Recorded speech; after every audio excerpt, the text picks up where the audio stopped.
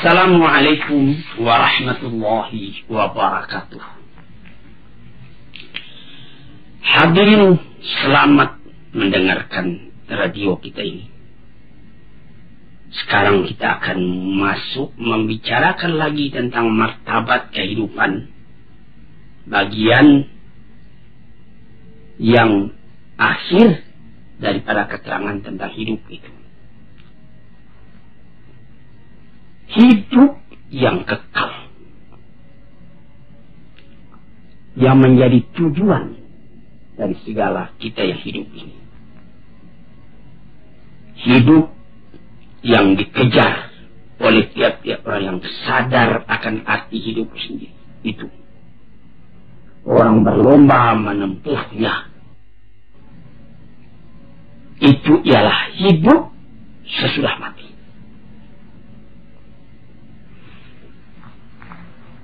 Itulah yang diserukan oleh kitab-kitab yang diturun oleh Tuhan. Itulah yang disampaikan oleh nabi-nabi yang diutus oleh Tuhan. Wa ma hadhil hayatud dunya illa lahu wa la'ib. Kehidupan di dunia ini dan tidak cuma main-main, cuma sanda gurau. Wa inna daral akhirat lahiyal hayawan law kanu ya'lamun. Hidup di akhirat itulah hidup yang sejati kalau sekiranya kita fikirkan dan kita ketahui, direnungkan betul-betul. Hidup yang sekarang ini dibandingkan dengan kehidupan yang kemudian itu adalah seperti hidup sekarang ini seperti tidur saya.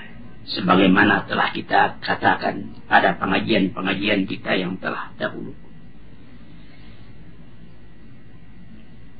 Hidup yang sejati, hidup yang akhir. Ingat daral akhirat adalah yang hayat. Hidup yang sejati, kalau kita pikirkan, itulah hidup akhirat. Dengan demikian kita dapat membuat supaya kehidupan yang sekarang ini menjadi kebun.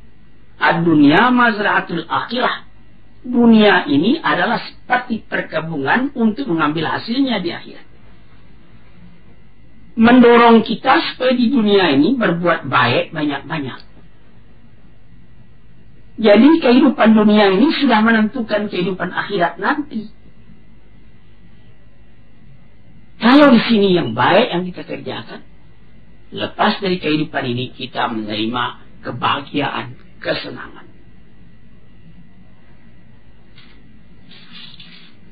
Nabi Muhammad sallallahu alaihi wasallam pernah memisalkan, apa kata beliau? Mat dunya fil akhirati illa kama yudkhilu ahadakum isbi'ahu fil yami. Fanyanzur bima terjadi. Kehidupan di dunia ini jika dibandingkan dengan kehidupan akhirat, kata beliau, hanyalah seperti seorang yang mencecahkan ujung telunjuknya ke dalam air, ke dalam laut. Kemudian dicabut kembali, basah. Basah yang sedikit di tangan itulah yang hidup di dunia ini. Berapa luas lautan lagi?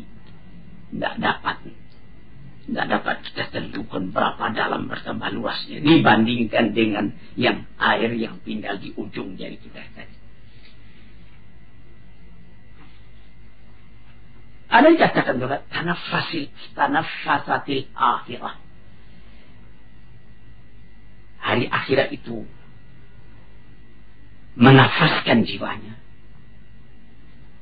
Jadi seperti kita satu di antara nafas itu yang sekian ribu kali kita nafaskan siang dan malam selama hidup kita. Satu kali kehidupan itu ada nafasnya. Seumpama itulah bilangan dunia ini dibandingkan dengan akhiratnya akan kita dapati. Berapa ribu kali sehari. Begitu. Yang sekali itu, itulah hidup. Hidup yang sekarang ini. Maka orang yang pandai memakaikannya, nafas yang sejenak itu, dapat dipakainya dengan baik, dan dia beramal menurut itu, atau dia menukikkan dirinya masuk ke dalam air lautan sehingga basah ujung jarinya. Itulah bagaimana cara membasahi, bagaimana cara bernapas.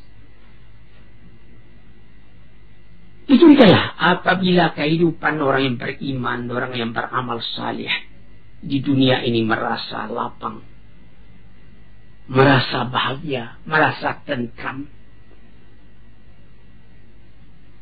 Apa jadinya kalau sekiranya dia telah lepas daripada penjara dunia ini, bercerai nyawa dengan badan dia masuk ke alam barzakh?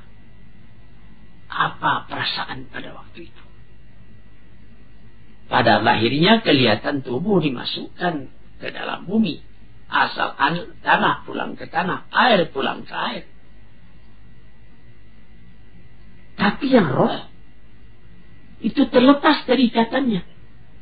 Seperti kata Suhrawardi, seorang sufi yang besar, seperti burung di dalam sangkar, dia berkicau, dia ingin keluar.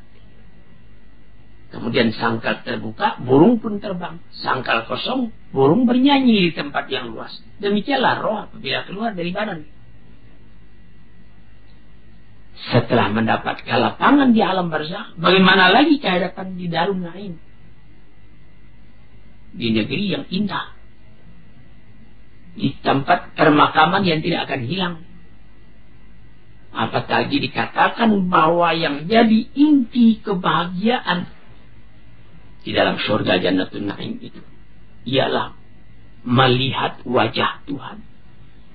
Wujuhu yawma idzin nadhirah. Muka pada waktu itu berseri-seri. Ila rabbiha nadhirah. Karena pada hari itu kita dapat memandang Tuhan. Tidak ada kebahagiaan yang lebih tinggi daripada itu. Sehingga pernah ditanyakan orang kepada Rabi'atul Adawiyah, bagaimana pandangan Tuhan tentang neraka, tentang surga. Pandangan saya cuma satu, memandang wajah Allah. Dimanapun aku ditempatkan, aku dapat memandang wajah Allah. Itu 1000 kali lebih daripada surga. Sesudah melihat wajah Tuhan, kebahagiaan pagi, kebahagiaan sore, mendengar seruan panggilan dari Tuhan. Kemudian timbullah tanya, ma sababu takhallufin an nafsi antara bihadil hayat allati la khataralah. Mengapa maka mereka itu, manusia itu kebanyakan sungkan, takut menghadapi kehidupan yang sejati itu? Mengapa mereka merengah daripadanya? Mengapa maka kehidupan yang ini saja yang diingini orang, kehidupan dunia ini, mendaki menurun, kepayahan, bertambah tua, rambut pun jadi putih, gigi pun jadi gugur. Padahal dia cuma seperti khayal, seperti bayangan saja. Apakah karena salah menggambarkannya di dalam hati, atau karena perasaan sendiri telah tumpul, atau karena tidak percaya kepada kehidupan itu, atau karena akal kita sendiri tidak beres, atau karena tertarik dengan barang yang ada di dunia ini yang mesti lepas dari kita, atau kita yang meninggalkan dia mati lebih dulu, atau dia yang meninggalkan kita. Ibarat berniaga, tidak saja beruntung, rugi pun ada. Dijawab, apa jawab? Ya, sama sekali itu sebabnya. Pertama, karena salah menggambarkan. Yang kedua, karena tidak mau percaya. Yang ketiga, akal sendiri tidak murni. Yang keempat, tidak terpengaruh oleh barang yang dilihat, tidak tahu bahwa penggantinya lebih baik dari ini.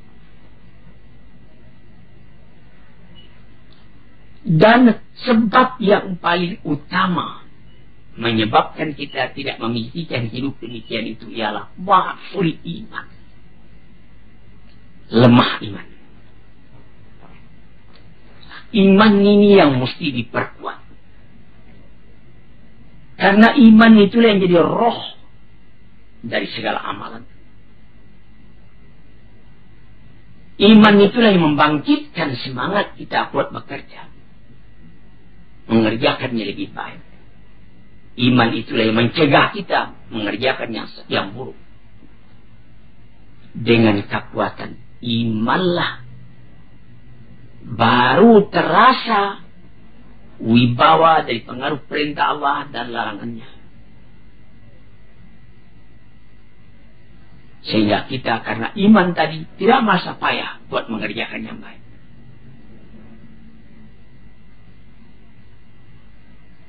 Itu. Maka apabila kuat iman, kuatlah kerinduan pada hidup yang demikian itu.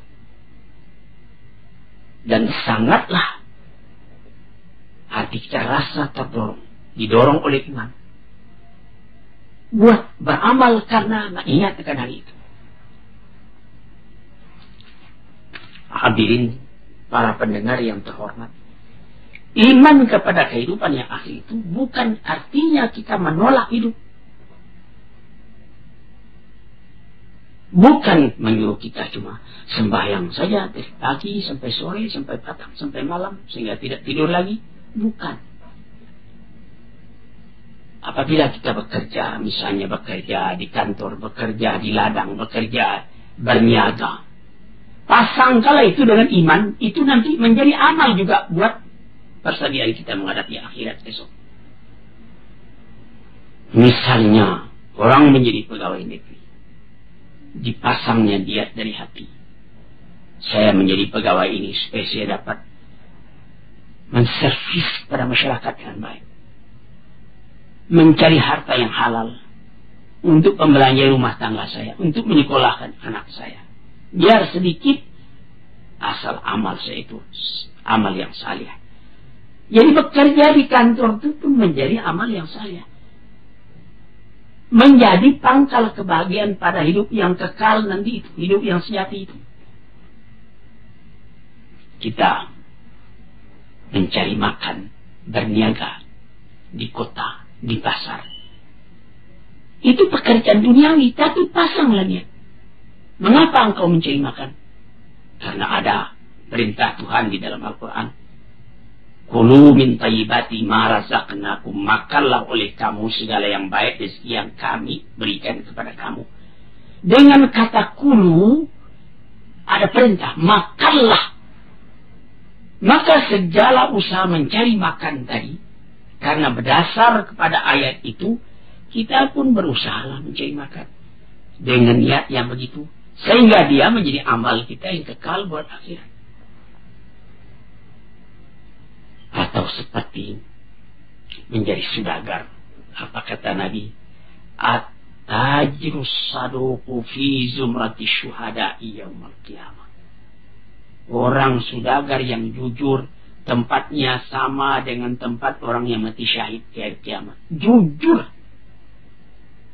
Ucapannya mudah betul, tetapi dalam prakteknya menegakkan kejujuran itu juga satu pengorbanan. Tetapi itu suatu alat untuk membahagiakan kita pada hari akhirat tadi. Atau yang lain-lain. Di dalam Al-Quran banyak perintah. Kulu min samaihi, makanlah buah-buahan itu. Jadi kita disuruh bertanam supaya dapat melaksanakan itu. Kamu syufi manaki bihawa kulu min rizqih, berjalanlah di atas dataran bumi, injak bahu bumi itu, makanlah rezeki yang tetap dari bumi. Jadi segala amalan kita bukanlah artinya saya tidak mau lagi mencari makan, saya mau salih saja. Tidak salih namanya itu. Nah, itulah maksud perkataan Rasulullah, ad-dunya mazra'atul akhirah. Dunia itu adalah satu mazra'ah, satu kebun yang akan kita ambil hasilnya nanti di akhirat. Sebab yang kedua menjadikan kita lengah, tidak ingat itu, kita pandang hidup itu cuma yang sekarang ini juga. Karena kelalaian sudah masuk ke hati kita. Lalai itu sama dengan tidur. Lalai, rafalah hati kita, itu tidur hati. Sebab itu banyak kita lihat orang yang matanya nyalang, tapi hatinya tidur. Lain dengan Nabi. Matanya tidur, tapi hatinya nyalang. Yanamu ainuhu wala tanamu ainuhu wala tanamu qalbuhu. Matanya tertidur tapi hatinya tidak. Terbalik dengan kita. Mata nyalang tapi hati tidur. Dibangunkan, tahsabuhum ayqadhan wa hum ruqud. Disangka mereka itu bangun padahal dia tidur. Yang demikian itu menutup akan kesadaran hati. Sehingga sama dengan tidur, malah dekat kepada mati hati. Fa innal qalba idza qawiyat fil hayatu la yanamu idza namal badan, katanya. Hati itu apabila hidup dengan kuat, kata orang sekarang menghayati, hati itu menghayati, dia tidak akan tidur walaupun badan tidur. Cobalah perhatikan.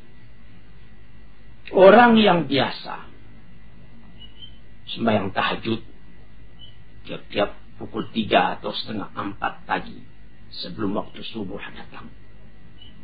Walaupun dia baru tertidur matanya pukul 2, namun dia waktu dia biasa sembahyang itu, sembahyang tahajud tadi pukul setengah 4 atau pukul 3, dia sendirinya bangun. Walaupun dia sebentar cuma tidur. Karena sudah didesak oleh satu kesadaran batin, sehingga lebih dulu bangun hatinya daripada matanya. Itu dapat kita perhatikan. Tapi kalau orang yang memang hati itu yang tidur, sampai kepada mata juga tidur. Kadang-kadang berlarut-larut saja, maghrib tidak, isya tidak. Sampai jangankan tahajud, sedangkan yang wajib pun lalai dia mengerjakan. Karena dia tidak ingat kehidupan yang sejati bukan di sini.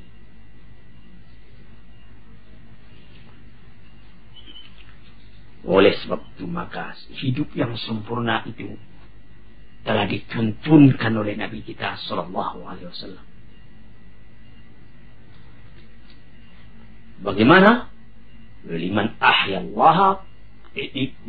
ahyallahu qalbahu bimahabbati wa itba'i risalati ala basirin min dalika bihasbi nasibihi minhu. Yaitu orang yang dihidupkan Allah hatinya.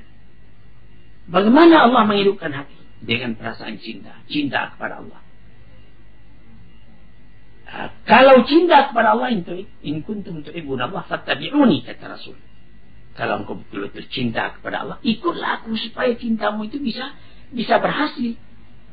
Orang mengaku cinta kepada Allah, Rasul ditinggalkannya, dia bikin ibadat sendiri menurut khayalnya masing-masing. Tidak jadi.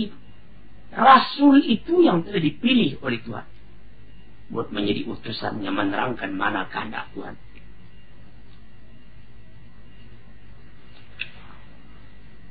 Maka kelalaian atau kesadaran, keduanya itu ada dalam panca indera kita, ada dalam akal dan hati kita. Kesadaran hati atau kelalaian hati sama juga dengan kesadaran badan atau kelalaian badan.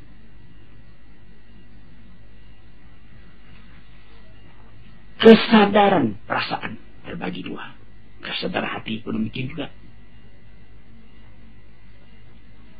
Kesadaran badan atau kesadaran perasaan itu menembus ke dalam jiwa tiap-tiap. Tidak ada terdengar perintah, tapi ada kesadaran dalam batin. Dia bangun mengerjakan perintah itu.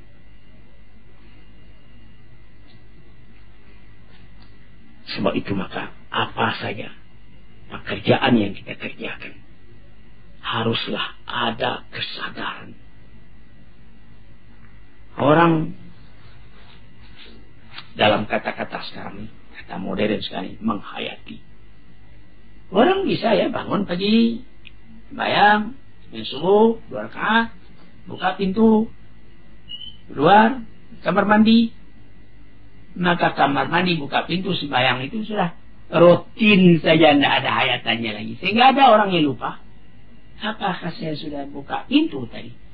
Atau dia kunci pintu? Tadinya dia sudah kunci karena sudah biasa begitu saja. Lalu dia nanti setelah masuk ke tempat tidur, dia pula, saya sudah kunci pintu tadi. Padahal tadi sudah. Mengapa maka sekarang diulangnya lagi, tidak pergi mengunci? Karena dari tadi itu dia tidak sadar bahwa dia telah mengunci. Cuma kebiasaan badannya saja. Nah, celaka kalau beribadat juga seperti itu. Sampai orang lupa, apa saya sudah sembahyang tadi.